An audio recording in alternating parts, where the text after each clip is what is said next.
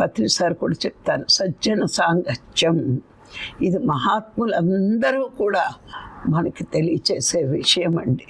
సజ్జనులతో, సాధువులతో, సత్పురుషులతో సాంగత్యం సత్యాన్ని దగ్గర చేస్తారట వీళ్ళు.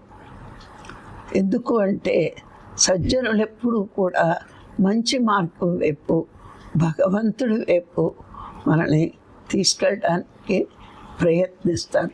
సాధువులు ఎప్పుడూ కూడా ప్రపంచం మీద మమకారం తగ్గించి పరమాత్మ వైపు మమకారం పెంచుతారట.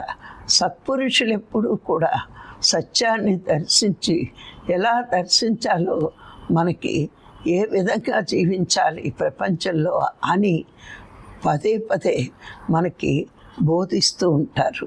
మరి ఇట్లా చూసుకుంటే మనము సజ్జనులతోని, సత్పురుషులతోని, సాధు జనులతో సాంగత్యం చెయ్యడం వల్ల మనకి సాధన ఇంకా ఇంకా బాగా కుదురుతుంది.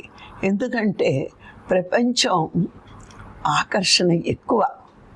ఎందుకంటే కనిపించే ప్రపంచం యొక్క ఆకర్షణ తప్పించుకోవాలంటే మాయని జయించాలి.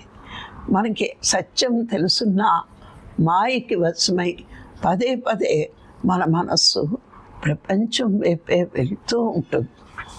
అందుకే ఆ ప్రపంచం వైపు వెళ్ళే మనసుని సజ్జనులు, సాధువులు, సత్పురుషులే వెనకకి ఎలా మళ్ళించాలి అని ఈ సాధనా మార్గాన్ని మనకి చూపిస్తారు.